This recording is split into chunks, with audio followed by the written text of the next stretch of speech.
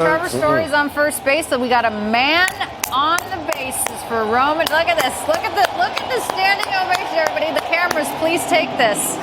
Please take this of Jared Carrabis giving Roman. Look at this. Anthony People are going standing nuts. Ovation. People are going nuts. Of course they are. It's the number one guy. Here we go. No pressure. No pressure, son. All right, welcome back into Unobstructed Views. We got the crew hanging out, but Pablo Bon was talking about, I don't know, I want to say momentum swings, how important it is to kind of have a brawl sometimes at the right moment. And I'm looking here, June 5th, 2008, a part of a long list of brawls between the Red Sox and the Tampa Bay Rays. Pap, what's this about? What's the heat between these two teams? Because this list is quite long. We're looking at about 8 fights between the Red Sox and the Rays. Yeah, well, this was at a time when the Tampa Bay Devil Rays were getting their butts whipped year in and year out, and they had a lot of draft picks that had come up, and they finally started punching back on us. And they said they had enough of these beatings, and we're going to start swinging back, and it worked. I mean, it worked for them. They had some successful years against us towards the latter parts of the 2000s. Yeah. I see. I mean, that one was Coco versus Shields, like I mentioned, June 5th, 2008. The favorite mention that I have here is going to be April 24th, 2005. Benches clear at Tropicana Field, so things got extra wild. Blaine Neal? I don't see Blaine Neal in the mix here. I got Nixon, I got Arroyo, I've got a number of guys, but I'm not seeing Neal. I do see David Ortiz. Lance Carter throws at David Ortiz's head. Ooh, it's a bad idea. David Ortiz has got alligator arms when he fights. Yeah, he's Like this? Yeah, he's up here like this. What about like when you go out to dinner with the check? Is it also still alligator? No, that's Manny Ramirez. I mean, if you can't reach Manny it, you don't Ramirez. pay for it. So I would have alligator. That's Manny or J.D. Drew. That is something that's different because he has been a little bit slower even without any runners on. Okay, and here's another. Uh-oh. Oh, God. no, We still got him no, out at no. third. All right, we got a still got him guy. out at third, and maybe a double play. No way! Oh, how lucky are we? That's unbelievable. That was on purpose. How Just lucky for the are we? record. That's how we drew it up.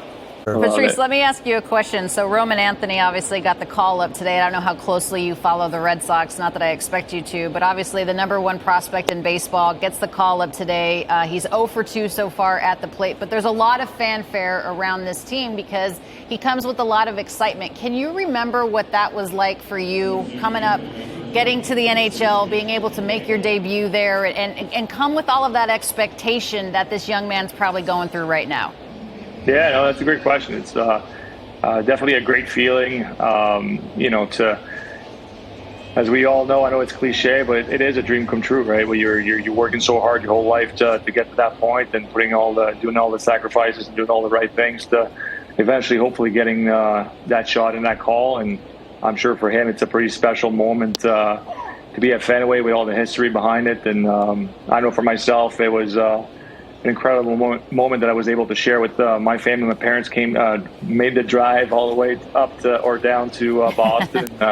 It was pretty special. It's been 22 years, and I still remember that day where I was on the roster for opening night. So it was a pretty special and unforgettable moment. A new direction for the Boston Bruins, a new head coach, obviously a guy that you know very well. What do you anticipate Marco being like as the new head coach? Obviously, he was a teammate of yours. He knows this game very well. But what direction do you see this club going? Yeah, hopefully it's he can take this team back to the winning habits, and of course the ultimate goal is always to win the cup.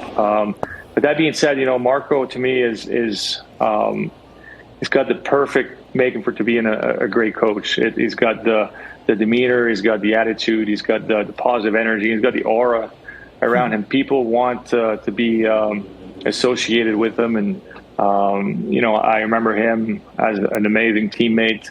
Guys love to be around him. He always brought the smile, always brought the energy, and I love the fact that he's put in the work. He paid his dues to deserve this this job. And he obviously he went in the American League. He went and coached internationally. He was an assistant in the NHL as well. So he's bringing a lot of baggage, a lot of experience to this club, and I know he's going to be a great voice to develop the young guys, but also to relate to the older guys and the veterans as well. So, I obviously don't know him as a coach. I know him as a player, and I can only say good things about Marco. There's another guy you know very well, Brad Marchand. It's still weird to see him in a different sweater and everybody celebrating the Rat King, but he's having himself a time in the Stanley Cup Finals. Somebody actually compared this finals to Vancouver versus Boston in 2011 just because of the swap for victories and the totality of how intense it's been. What do you make of him in this new sweater and how much success he's having thus far? Yeah, I think it was on this show during the season that at the end of the year when he went to Florida, I said it was very weird to see him, wearing a Florida Panthers jersey, and it still is. But to be honest with you now, like, I'm really cheering for Brad, because people are saying, "Are you cheering for Florida or Edmonton?" I'm like, I'm cheering for Brad. Like, I just want him to get it.